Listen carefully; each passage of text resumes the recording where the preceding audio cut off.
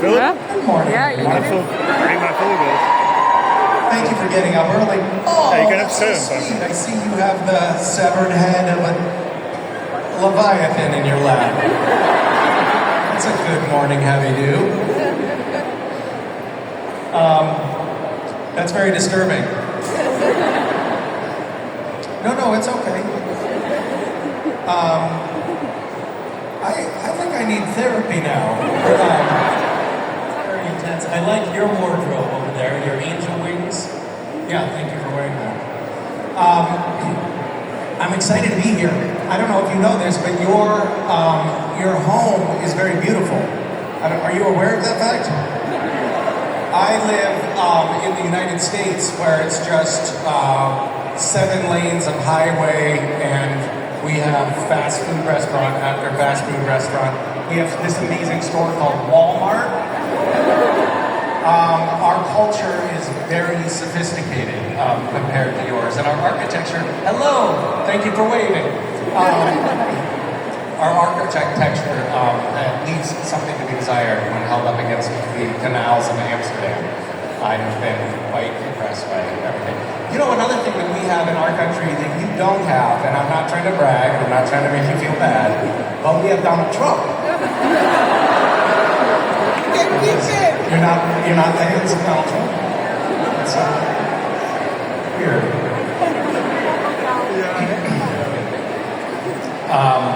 I've been working a little bit on trying to see if it's possible to not have Donald Trump get reelected.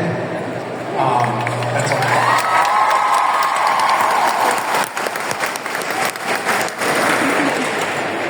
It's a little project that I've been working on. And we have this funny thing in our country where people are like, oh, but Biden is old. So I don't know.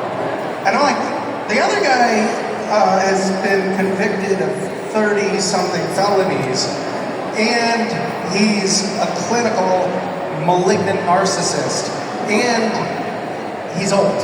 So what's the equation here? But because of all this, I'm going to tell you a little story, and then I'm going to let you ask me some questions so you don't have to listen to me ramble so much. But because I've been doing this political work, now I'm getting to hobnob with some fancy people, and I got invited. I'm not trying to brag here, but I am bragging. I got invited to the White House this fall. I know, they were very lucky. And so I was invited by the First Lady, Jill Biden, to this very special event. There were not very many people at it. It was like maybe like this many people in the room, and we were celebrating. It was an event that was honoring the musician Wynton Marsalis, who happens to be a musician that I love. And it was also kind of a big deal because this was the first time that Hillary Clinton was coming back to the White House since she had been Secretary of State. And I was also a White House intern when Hillary Clinton was in the White House, like 30 years before. And so it all felt like kind of a big deal. And we're in this little room, and there's a little procession that starts down the hall. There's these big doors that are open, and Hillary Clinton and Jill Biden start walking down the hallway, and we can see through the open doors that they're coming, and everybody stands up. And everybody in the room is famous. Like the person that's sitting next to me, it was one of the Joint Chiefs of Staff. And the person on the other side had been Hillary Clinton's Chief of Staff when she was Secretary of State and when she was First Lady. And I see across the room the White House press secretary. And it's a woman that I had interviewed on my Instagram. And I was like, oh my God, there's Kareem Jean-Pierre. Kareem. And I was like, I cannot remember her name. Is it Kareem or Kareem? Because I want to go say hi to her when this is over, but I want to get her name right. And so I opened up my phone while we're standing up as the two First Ladies are coming down the hallway. I opened up my phone so that I could Google the White House press secretary's name. And unfortunately, earlier that day, one of my castmates had sent a little video And the video was a mashup of Republican senators earlier that day reading excerpts from books that had been found in public libraries in order to advance their argument that we should ban certain books. Because that's a thing that we're doing now in the United States. We're banning books that are too tawdry. So this video starts playing. And I'm not trying to brag, but I have an iPhone 15 Pro Max, and it has really loud speakers. And this video starts playing, which I'm gonna play for you here.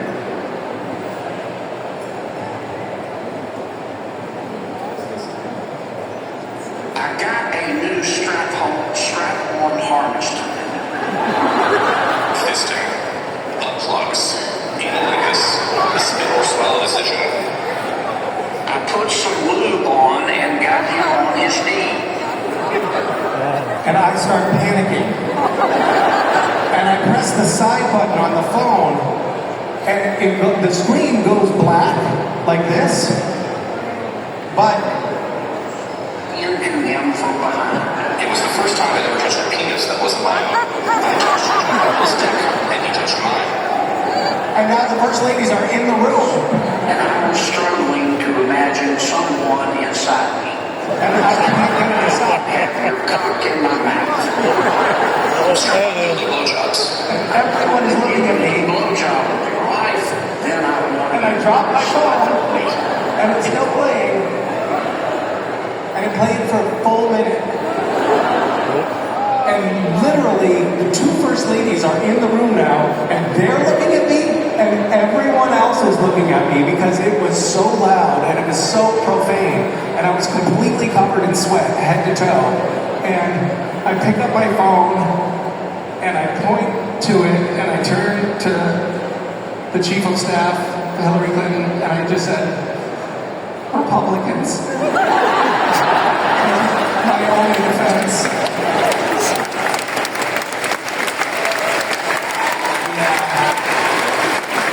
Utrecht, laat je nog even horen voor Misha. Come on, man.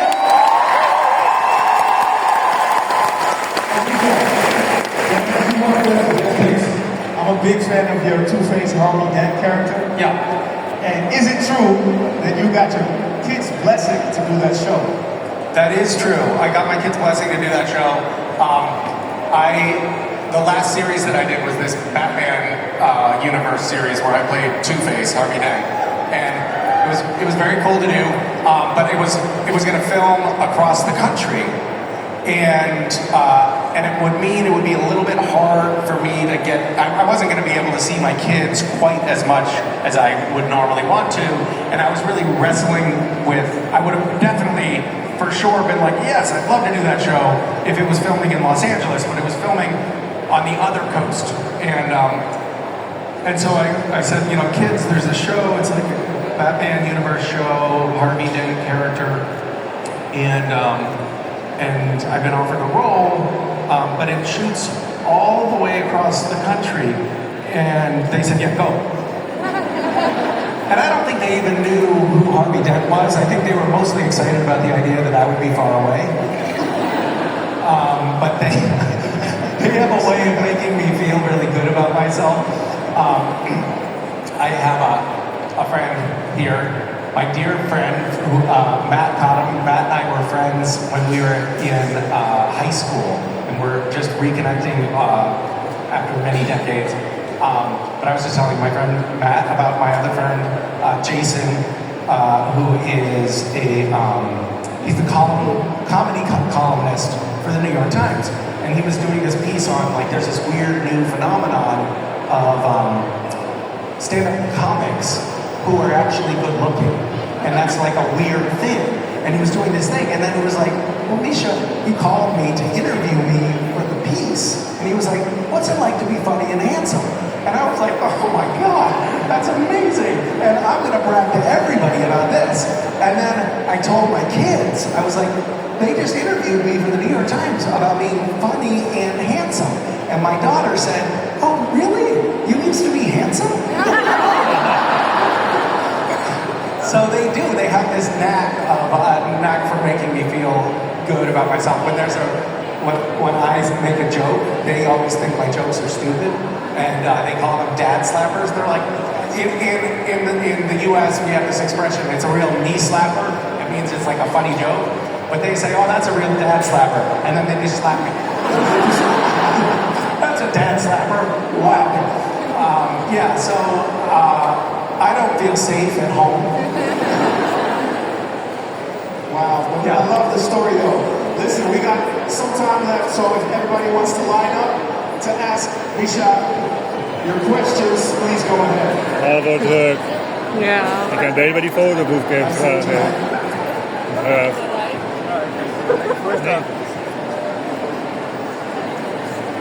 Ik zit al te kijken van, oh shit. Who would like to ask? Why don't you ask a question first? Oh, I see. Sneak in at the last minute under the wire there. Very clever. How are you? I am fine. How are you? I'm great, thank you. This is an interesting dynamic that we have here. Yeah. Yeah. You've got a sort of crotch-eye view. I'm going to back up and cover up. What would you like to talk about? Well, you make very long days when you're on set. Yes. Emotional scenes. Jared and Jensen sometimes. How do you keep your mind sane? How do I keep my mind sane? Yeah. What makes you think I kept my mind sane? Well, you're still standing and I don't.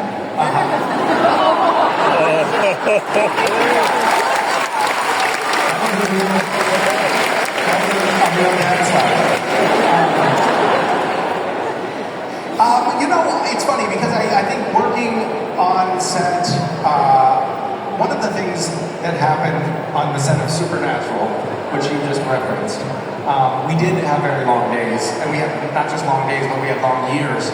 The series that I most recently did, the Gotham Knights show, we only shot 13 episodes.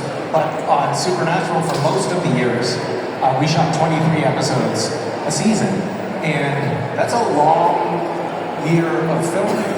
And we would often be filming until 4 o'clock in the morning. And because we had lots of night shoots that we had to do to make it feel scary. So one of the things that we did on set a fair amount was mess with each other and laugh and try to find ways to, maybe it was gallows humor, I don't know, but we found a way to get through it with humor and I think it would be fair to say also torture. We would torture one another. We had this game that we played pretty much from the first day that I was on set, which is Jared and Jensen would try to make me laugh during my coverage. So when the camera was on me, they would be doing things below the frame to try to make me laugh and try to ruin the take. It wasn't like, there's this expression that they talk about like in acting circles. Acting is about reacting. You're responding to the person that you're working with in the scene. And if that was true, I would have never captured a single usable minute of footage because all they were ever doing was trying to fuck with me. And there was this one scene where we were in a morgue, and this was an episode called My Bloody Valentine. I don't know how I just remembered that. And we're in a morgue, and my character walks up to this gurney, this stainless steel gurney that's sitting there. There's hearts sitting on the table. And I walk up to the gurney, and I say, I don't remember what my line was, but it's like, "We have to find the killer." Right? And I walk up to the table, and Sam and Dean are on the other side of the table, and the camera's on me, and I walk up, and I'm like, "We have to find the killer." And as soon as I land at the gurney, I feel something like press up into my crotch. I'm like, "What the fuck is that?" And I giggle, because I always giggle when some strange foreign object lands in my crotch. Jared had a broom in his hand. He was operating under the table. But of course, the frame is right here. So the camera is just seeing from my chest up. They're not seeing what's going on down there. And the director is in the other room, and we're behind schedule, and it's late at night on a Friday, and he's like, Misha, come on. I'm like, hey, well, it wasn't me. It was like, man, in my front. He's like, just do it again, do it again. And so I come up to the table. The first AD takes the broom away from Jared, so he doesn't have it anymore. And I walk up to the table, and we have to find the killer. And Jared does this thing, he always did this. He has long legs, and he's been, so he just goes up like right into my crotch again, and I laugh again, and the director's like, Misha, pull it together. And I'm like, well, there's a foot in my thing. And then we do it again, and this time they have put a sheet of plywood up against the gurney so that Jared cannot put anything up there. And I go up to the table, and I'm delivering my line to Jared, who's completely off camera. He's just next to the camera, but I'm delivering my line to Jared, and I go, we have to find the killer. And Jared goes, and I laugh again, and the director is absolutely frustrated with me. And Jensen, luckily, was in the scene, and he says, Misha, just give the line to me. Just don't say it to him. What are you doing? And I was like, oh my God, thank you. I don't know. Thank you. And I have to find the killer. And Jensen goes, and it was like that all the time. So part of how we stayed halfway sane is by half uur of driving zo, one another drie insane. kwartier. Yeah.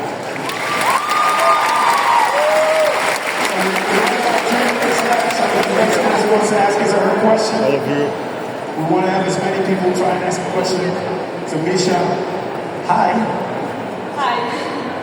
I like your wardrobe. Thank you. I actually made it kind of last minute. Can I see your angel lid? I made it yesterday evening. It's I picked it really late up. it's girthy. Very nice. Thank you. So when we were in Ukraine last time, what thing you did or saw had most impact on you? In Ukraine, Yes. I just got back from Kiev. I guess it's been about a month since I was there, and I was there again 9 months before that.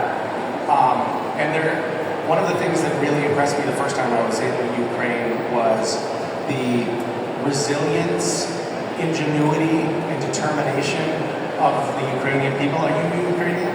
No, I'm not. Okay. The conventional wisdom from the West is that Russia's army is 10 times bigger, and the population is 3 times bigger than Ukraine's, and that eventually Russia will just grind Ukraine down. And when I got there, and when I saw that everybody that I met in Ukraine was sleeping 4 hours a night and was working as hard as they could to contribute whatever they could to the war effort, it became clear to me that the Russians were up against an incredibly formidable foe, and I left thinking, there's no way the Russians are going to win this war, because I've never seen such determination. And ingenuity. I mean, people have just been innovating all over the place, coming up, building like this army of drones that has never before been seen or used, and using like really interesting tactical approaches. When I went back this time, it was a little different. One, it's been U.S. support had faltered for some time because of our Republican Congress, and that really had an impact on the war. But also, everyone was they're still determined and they're still unified behind a common mission. But everyone is exhausted, and everybody has lost someone, and it's heartbreaking. And the impact that it had on me was to just strengthen my resolve to continue to do everything I can to support Ukraine. But it's heartbreaking to see. Yeah. Yeah. Thanks for asking. Next question.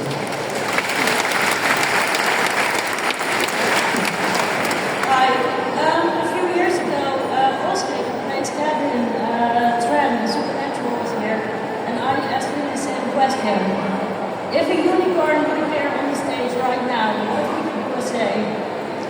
I do or say? Yeah. Well, and I think that this is going to offend some people, but I would slaughter the unicorn. Because, as you know, those horns are incredibly valuable. And I would fashion jewelry from it for myself. Also, if you ingest the powder, like if you pulverize and consume the powder of a unicorn horn, it makes you rock hard for weeks. So,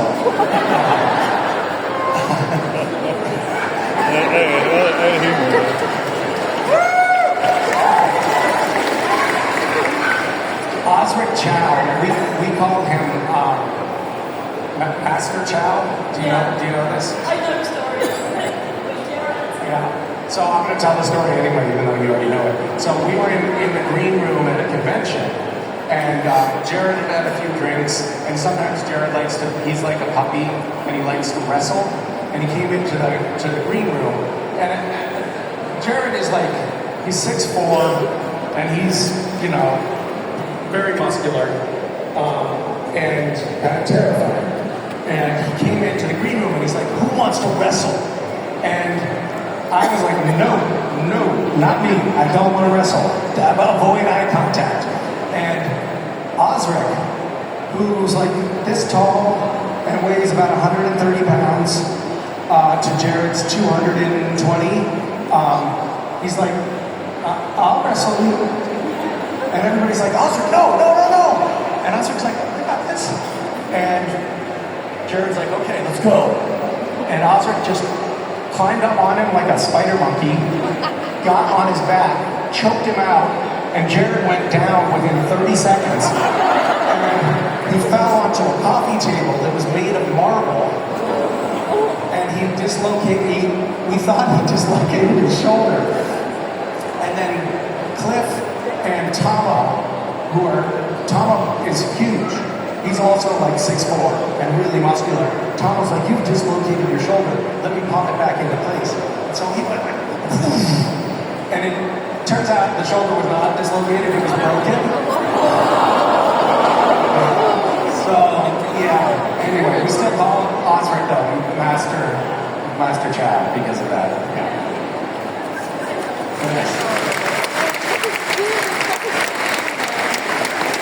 Hello. Thanks for having me.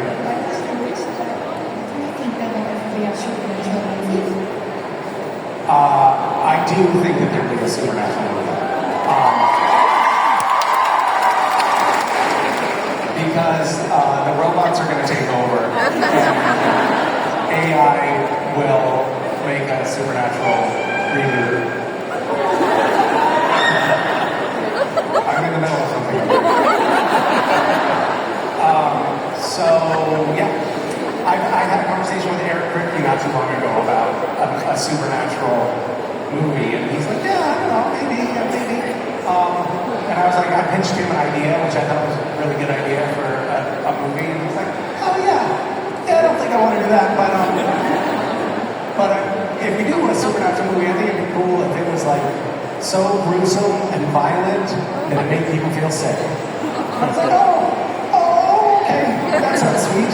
So, who knows if there will be one or what the tone or tenor of it will be. But I think it will definitely have like some, it has to have a motif that runs through it about retirement communities. Because the cast is now so old. Yeah. Right, thanks. Let's try and get the last 2-3 questions. I got 3 more minutes. Okay, fire away.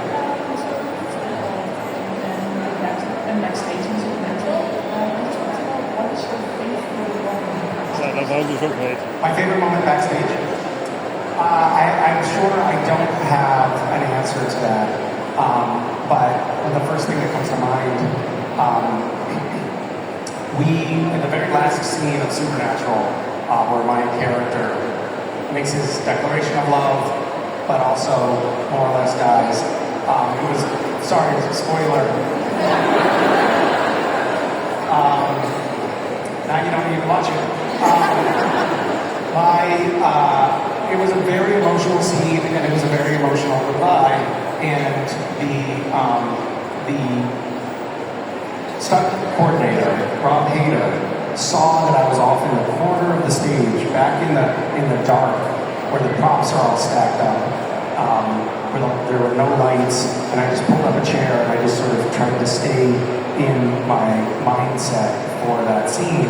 And he saw what I was doing, and he just stood like a sentinel. He stood guard about this far away as I am from you. He stood there like this and made sure nobody came and bothered me. And on set, there are people whose job it is to wrangle the actors to come up and say, hey, Misha, we need you on set in 5 minutes, or hey, Misha, they're ready on set, ready to do, last looks, hair and makeup, whatever. And Rob Hader, the stunt coordinator, saw that I needed space. He never talked to me about it. The people whose job it was to come get me, he just stopped them. He was like, I got this, which I think is a violation of union rules. Like, he was actually probably in danger of getting some fine from IATSE or something. But he just took over, and he then, like a little sensei, came up and he was like, you should be ready for it. He just whispered it to me, and then guided me so that nobody would talk to me to the set. And it was something that had never happened in 12 years on the show. And somehow he just intuitively knew that I needed that little bit of buffer and a little bit of help to maintain the sanctity of that scene, which was actually very emotionally impactful to me.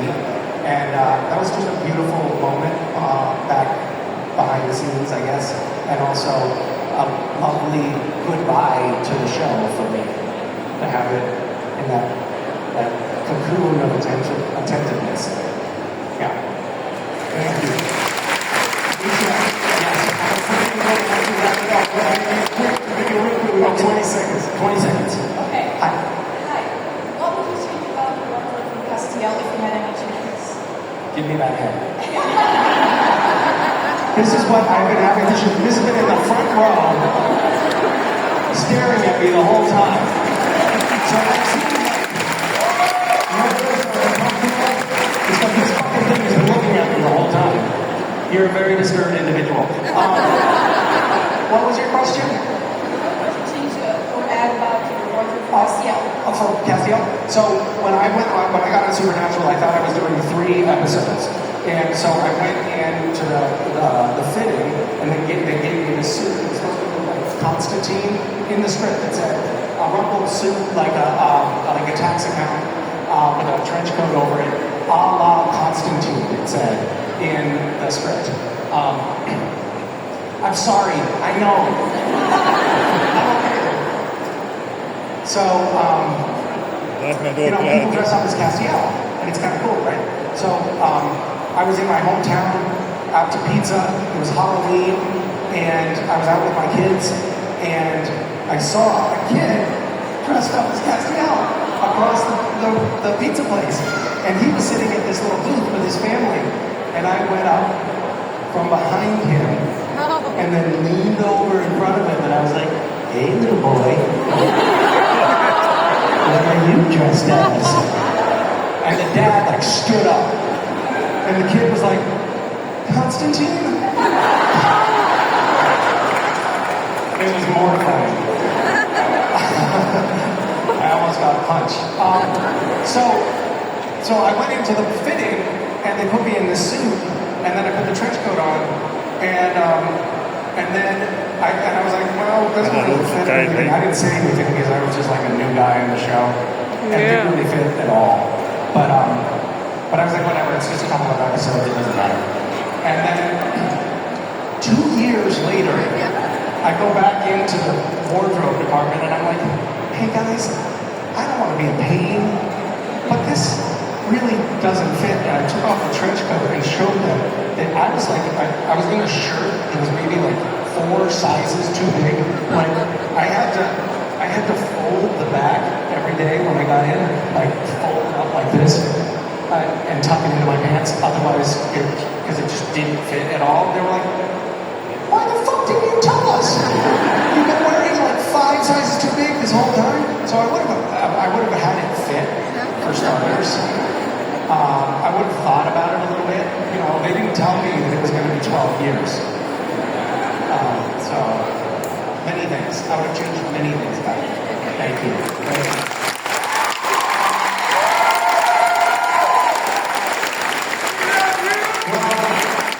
Thank you all for squandering your Saturday with us. It's so lovely to be here.